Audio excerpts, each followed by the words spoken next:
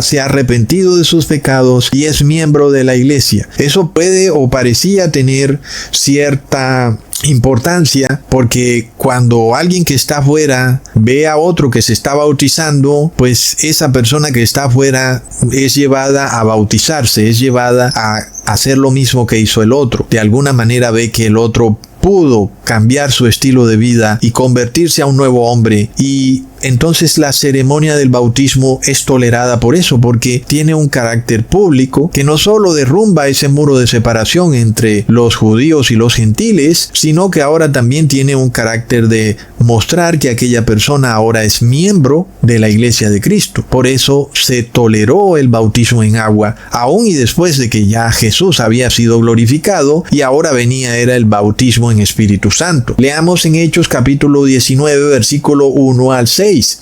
Aconteció que entre tanto que Apolos estaba en Corinto, Pablo, después de recorrer las regiones superiores, vino a Efeso, y hallando a ciertos discípulos, les dijo: ¿Recibisteis el Espíritu Santo cuando creísteis? Y ellos le dijeron: ni siquiera hemos oído si hay Espíritu Santo.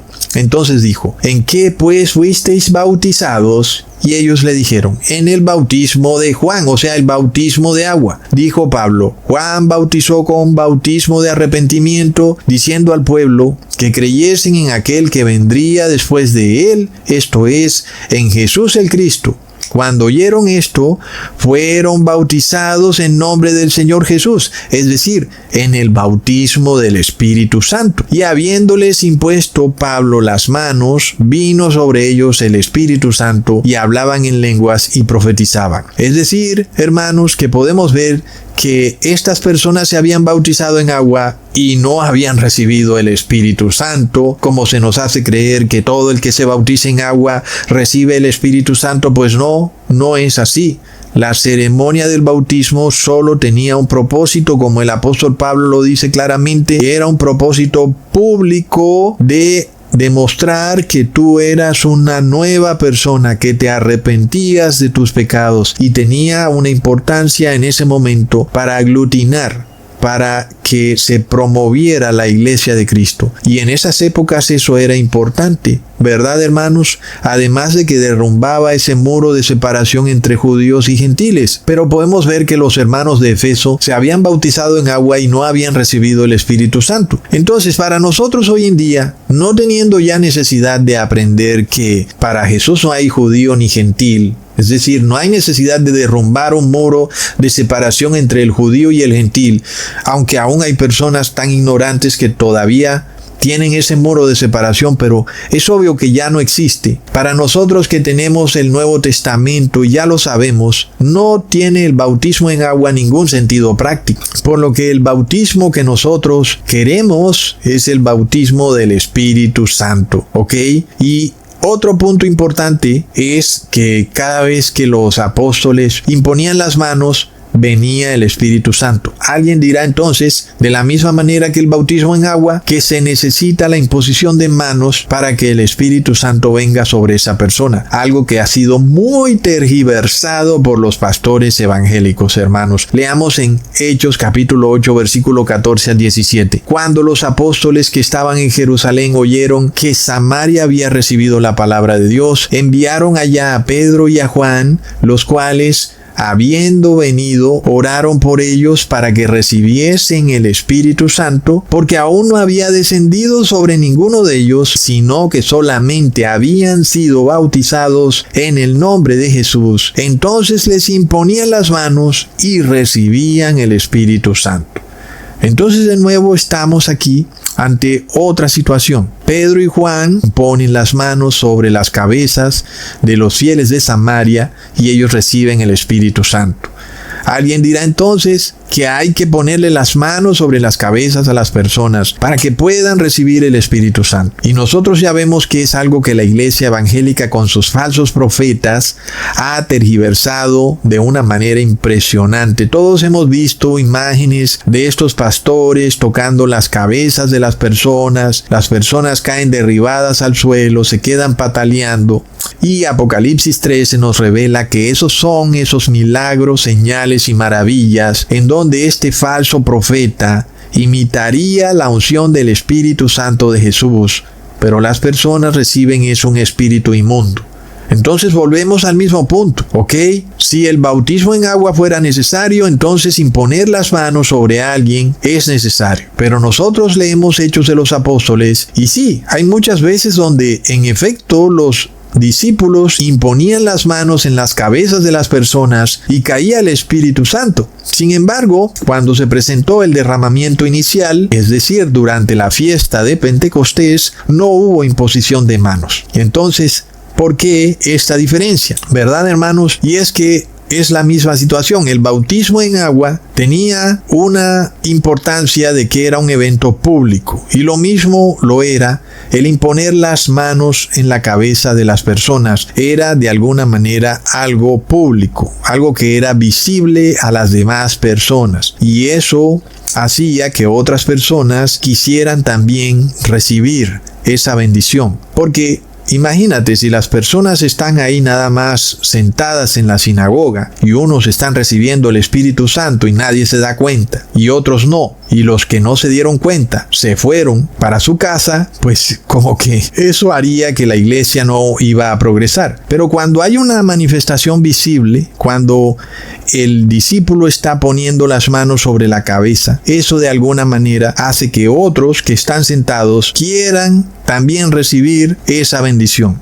Y por eso se toleraba o se permitía que la unción del Espíritu Santo llegara a los gentiles y a los judíos de esa manera. Era algo público y era importante que fuera público. Entonces, por eso se permitía el bautismo en agua y la imposición de manos. Cumplían una función pública y eclesial de hacer que la iglesia siguiera progresando y extendiéndose por todo el mundo. Pero es obvio que no se requería de ninguna de las dos cosas para recibir el Espíritu Santo. Y volvemos de nuevo a Hechos 10, versículo 41 al 44. No a todo el pueblo, sino a los testigos que Dios había ordenado de antemano, a nosotros que comimos y bebimos con él después que resucitó de los muertos, y nos mandó que predicásemos al pueblo y testificásemos que él es el que Dios ha puesto por juez de vivos y muertos, y de este dan testimonio todos los profetas, que todos los que en él creyeren recibirán perdón de pecados por su nombre. Pero mientras aún hablaba Pedro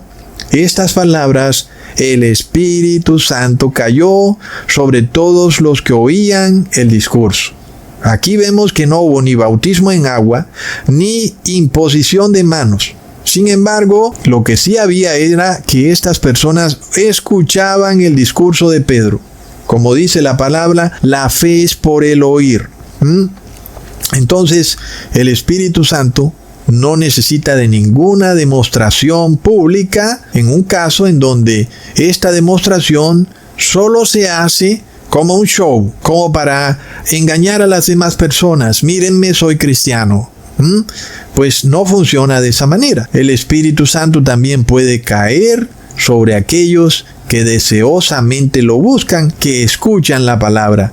Y entonces cae el Espíritu Santo de Jesús sobre esas personas. Pero no fue necesario ni el bautismo en agua, ni la imposición de manos. Por supuesto que en estos tiempos finales, nosotros que vemos que la iglesia en un 99% está en apostasía, no necesitamos ir a una iglesia, ni a bautizarnos en agua, ni a que nos impongan las manos. Antes, por el contrario, corremos el riesgo de salir poseídos por el demonio de esa iglesia. Entonces, ahora nosotros podemos tener la tranquilidad de que recibimos el Espíritu Santo igual que esas personas que eran testigos del discurso de Pedro, escuchando la palabra en oración y guardando los mandamientos de Dios, y sobre todo todos unánimes juntos orando por la unción del Espíritu Santo, no solo para nosotros, sino para todos, para las familias y para todos los que quieran recibirla, la verdadera unción. Hermanos, leamos en Hechos capítulo 10, versículo 18 al 19. Cuando Simón vio que el Espíritu se daba por la imposición de las manos de los apóstoles, les ofreció dinero, diciendo: dadme también a mí esta autoridad, de manera de que todo aquel sobre quien yo imponga mis mis manos, reciba el Espíritu Santo. Ahí está lo que ocurre hoy en día con las iglesias evangélicas. Y es lo mismo que ocurre con el bautismo en agua, y por eso nosotros vimos lo que le ha ocurrido a esa muchacha,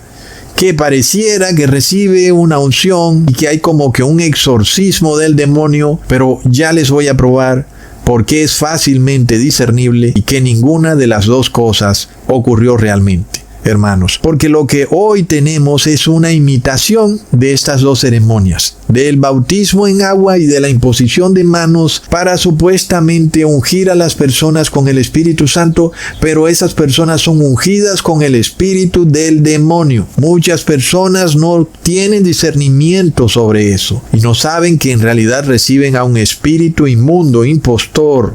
Pero es fácil de discernir, hermanos. Por ejemplo, miremos el caso de la muchacha. Cuando ella entra al agua, inmediatamente que toca el agua o que entra en la tina, empieza a revolcarse como loca, y entonces viene una pregunta muy básica: ¿es que acaso el demonio está combatiendo con el Espíritu Santo de Dios y por eso esta muchacha sigue revolcándose en el agua?